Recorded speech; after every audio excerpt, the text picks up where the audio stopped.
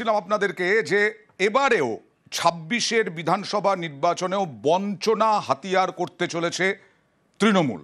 আজকেও মুখ্যমন্ত্রী মমতা বন্দ্যোপাধ্যায় বিধানসভায় দাঁড়িয়ে বঞ্চনা নিয়ে কেন্দ্রকে তোপ দাগলেন। কত টাকা দেওয়া বন্ধ করেছে কেন্দ্র, কত টাকা রাজ্য সরকার খরচ করেছে, কি খাতে খরচ করেছে, রাজ্য কিসে কিসে এক নম্বরে আছে। রাজ্য ৩৯,০০০ কিলোমিটার রাস্তা তৈরি করেছে, ২০১১-র পর থেকে ১,৩০,০০০ কিলোমিটার গ্রামীণ রাস্তা হয়েছে, ১ কোটির ওপরে কন্যাশ্রীতে টাকা দেওয়া হয়েছে। এই সব কিছু তোপ দেগে বললেন বিধানসভায় দাঁড়িয়ে মুখ্যমন্ত্রী মমতা বন্দ্যোপাধ্যায়। স্কলারশিপেও যে রাজ্য ১ নম্বরে সে কথাও জানালেন।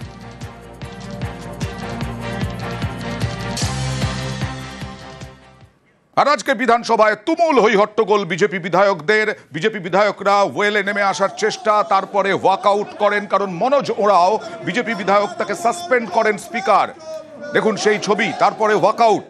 মনোজ ওরাওকে কেন সাসপেন্ড করা হলো, কতদিনের জন্য সাসপেন্ড করা হলো, কি বিজেপি বিধায়কদের এই হট্টগোলের কারণ কি, সবটা জানবো প্রতিনিধি আবিরের কাছ থেকে।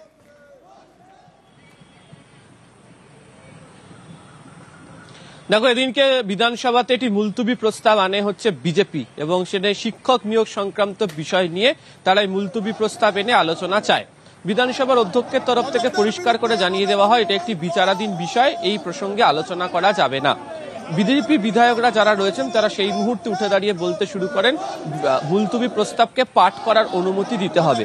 স্পিকারের তরফ থেকে পুনরায় উল্লেখ করা হয় এটি বিচারাধীন বিষয় এবং তিনি এটিকে খারিজ করে দিয়েছেন, ফলে এটিকে পাঠ করারও অনুমতি নেই।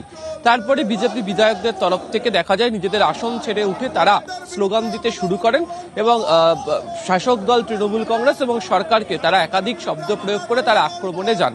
এই প্রসঙ্গের মধ্যেই স্পিকার বারবার ধরে বিজেপি বিধায়কদেরকে এবং বিজেপির পরিষদীয় দলনেতা শঙ্কর ঘোষকে উল্লেখ করে তিনি বলেন তা যে বিধানসভার বিজনেস চলাকালীন বেশ কিছু নিয়ম কানুন রয়েছে, সেটিকে যেন তারা মেনে চলেন, তারা যেন বসে পড়েন, যেহেতু তিনি রুলিং ইতিমধ্যেই দিয়ে দিয়েছেন। সেইটাই উপেক্ষা করেও দেখতে পাওয়া যায় যে বিজেপি বিধায়করা তাদের যে স্লোগান সেটি চালিয়ে যেতে থাকেন। এরই প্রেক্ষিতে মনোজ ওরাও তাকে সাসপেন্ড করেন হচ্ছে বিধানসভার অধ্যক্ষ, এবং তারপর দেখতে পাওয়া যায় যে মার্শাল এসে তাকে বার করে দেন। পরবর্তী সময় বিজেপি বিধায়করা লাগাতার বিক্ষোভ প্রদর্শন করেন, বেশ কিছুটা সময় পরে তারা ওয়াকআউট করে। দেখা যাক মনোজ ওরাও এবং আরেক বিধায়ক শিলিগুড়ির বিধায়ক শঙ্কর ঘোষ কি বলছেন।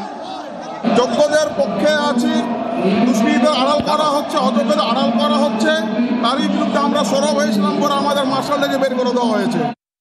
মনোজ ওরাও তাকে যেভাবে সাসপেন্ড করা হয়েছে, মুখ্যমন্ত্রী যেভাবে আমাদের সহকর্মী দিদি শ্রীমতী শিখা চ্যাটার্জিকে ব্যক্তিগতভাবে আক্রমণ করেছে, রাজ্যের চাকরিহারা শিক্ষক থেকে রাজ্যে শিক্ষার যে নৈরাজ্য, যেখানে স্কুল বন্ধ, প্যারা টিচাররা মাইনে পায় না, শহরের স্কুলগুলো বন্ধ হয়ে যাচ্ছে, নানা ধরনের সমস্যার মাঝখানে দাঁড়িয়ে একটি অ্যাডজার্নমেন্ট মোশন ভারতীয় জনতা পার্টি পরিষদীয় দলের পক্ষ থেকে রাখা হয়, সেটাকে স্পিকার সাহেব রুলড আউট করেন। তাই নিয়ে আমরা বিক্ষোভ দেখিয়ে ওয়াকআউট করেছি।